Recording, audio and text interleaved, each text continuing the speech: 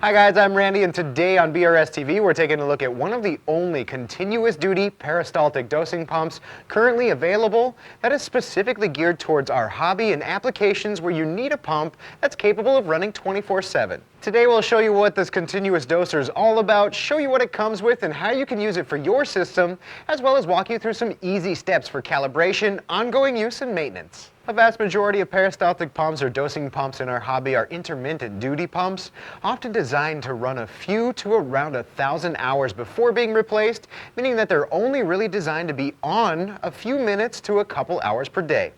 While the Kamoer FX-STP is designed for 24-hour continuous duty for applications such as feeding a calcium reactor with a specific flow rate, specialized auto top-off needs, Saltwater reactors or gradual water changes, or some very slow doses over a long period of time. Previously, the solution for a continuous duty pump has been fairly expensive hospital or lab grade dosing pumps. However, with the Kamoer FX-STP dosing pump, you get a more affordable option that has an adjustable stepper motor to provide variable flow rates from 1 mil to 120 mils per minute and can be adjusted as needed while the pump is running.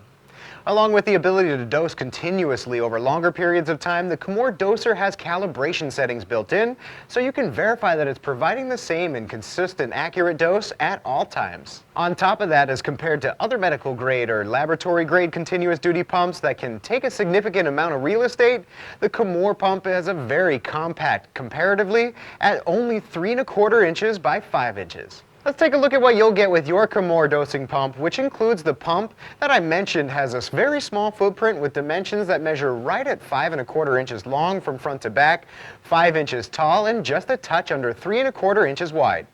You'll also get a power supply with a cord that's just about 6 feet long from the pump to the wall, as well as 2 lengths of tubing with a bit over 6 feet of 1/8 inch inside diameter and a little over 3 feet of 1/4 inch inside diameter. Finally, the Kamoer comes with barbed adapters that can convert the tubing from the included 1/8 inch inside diameter to the 1/4 inch inside diameter if required, and in this flow range it's one of the quietest pumps I've used, particularly when dosing below the 60 mil per minute range where it's barely audible. Connecting your pump to the calcium reactor or other continuous duty application is pretty easy using the included tubing, and in the case of many calcium reactors out there that utilize a 1/4 inch outside diameter tubing, like that commonly used for RODI units, a couple of extra push connect fittings can help to make the connections easy to remove with a clean installation look. To connect the pump to 1/4 inch push connect fittings, you can use one of these stem by barbed adapters where the stem goes into the push connect fitting while the tube goes over the barb.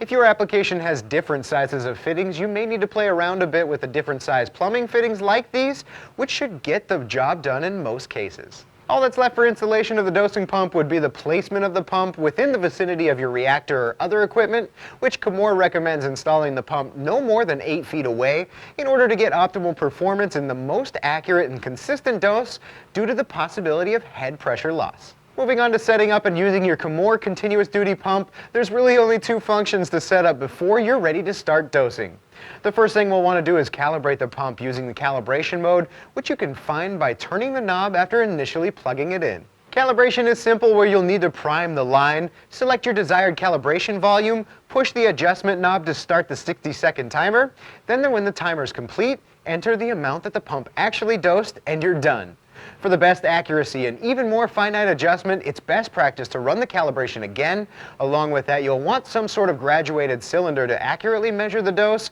which you can pick up for just a few bucks. After your pump's calibrated, you can change it back to run mode, push the adjustment knob to get it started, then make incremental changes to the speed until you reach your desired dosing amount from 1 mil per minute up to 120. The Kamoer has an internal memory that will restart the pump at your last flow rate setting. However, just know that at some higher flow rate settings, it will initially run at a low speed for about 60 seconds before reaching your chosen rate, which you can see on the display. Maintenance for the Kamoer continuous dosing pump is pretty easy, and you'll likely only need to replace the tubing once or a few times per year, as recommended from Kamoer, who states that the tubing should last around 2,000 hours of use, keeping in mind that there's just under 9,000 hours in a full year.